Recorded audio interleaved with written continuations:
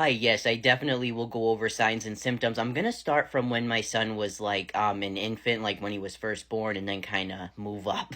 So this is my son and I when he was first born. So literally right when I brought my son home, he had medical issues. Like anytime I fed him, he would start to choke. And I actually reached out to early intervention, and at first, they blamed me. They're like, it's how you're positioning him. That's what the issue is. Then I was told it was acid reflux. It ended up being a swallowing disorder, dysphagia, and it was due to hypotonia, which is low muscle tone.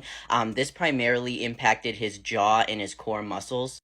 And it was related to him being autistic. I mean, not all autistic individuals have hypotonia, but it is something that is seen with autism.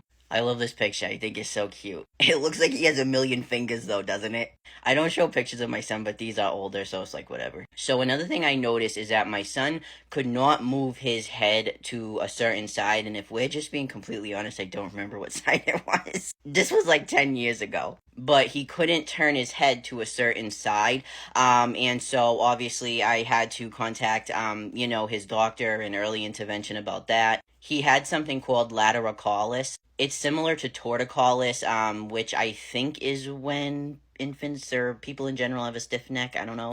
But lateralis, his head was like kind of stuck in one position. And so he actually needed to wear an orthopedic helmet when he was little. Like he had to have it on. It was, I think, 10 months, 23 hours a day. We could only take it off 1 hour for a bath.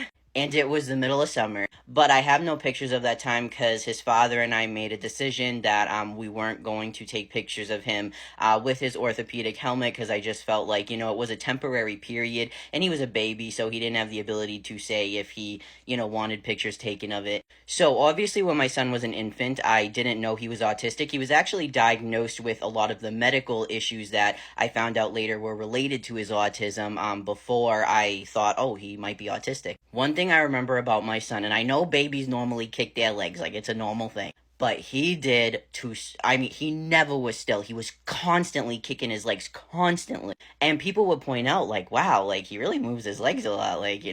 And I think that this was like an early form of stimming. I do. Another thing, he would be fascinated, even as a newborn, by like scrolling things on the news, like stuff at the bottom of the screen that like scrolls. And when he would see like that or flashing lights, like he'd kick and stuff even more. Which I know babies like, lights and stuff like that, but it was more noticeable. A big milestone that my son never reached is that he never sat up on his own. I am not kidding you. Till this day, he really doesn't like to sit on his own. He tends to lean on things.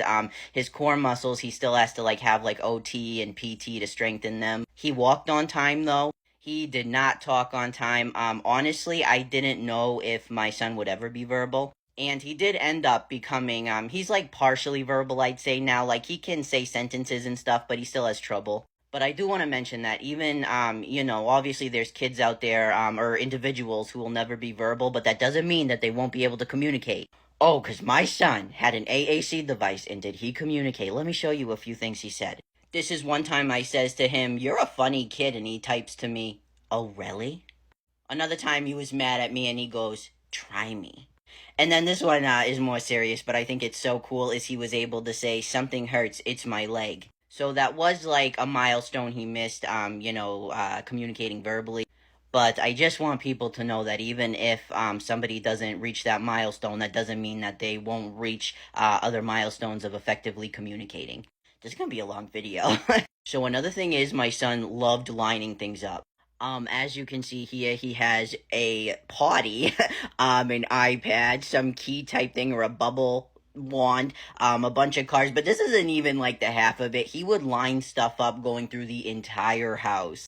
He would especially line things up like if he was nervous, like if I moved any furniture or there was a change in his routine, he'd like line stuff up.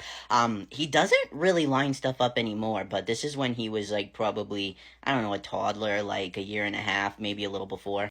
Three other things my son really liked.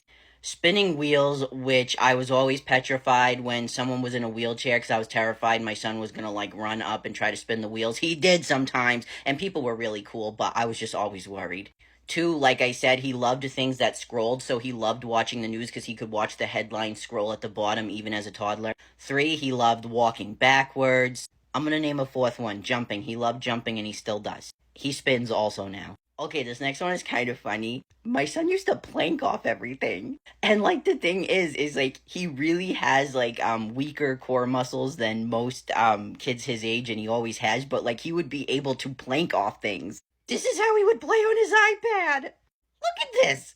It was either that or he wanted to be upside down. He loved being upside down. Actually, some therapists would allow him to be upside down when he did his work. They're like, oh, it helps him regulate. So I'm like, whatever. And of course, you know, like what I mentioned in the last video, he did not respond to his name. He did not make eye contact. He does both of those things now. What's really interesting, okay, is when my son was first diagnosed with autism, they did genetic testing. And that's one of the reasons he was diagnosed with hypotonia, because he had a genetic marker for hypotonia. And that hypotonia, like I said, is responsible for his specific swallowing disorder. 10 years later, my father in his 70s had to go get testing done, and he was diagnosed with the same swallowing disorder for the same reason. And I just think genetics are fucking wild. That's crazy. And we've always suspected my dad was autistic. My dad himself has. So I just thought that was so interesting. So yeah, I hope this helps.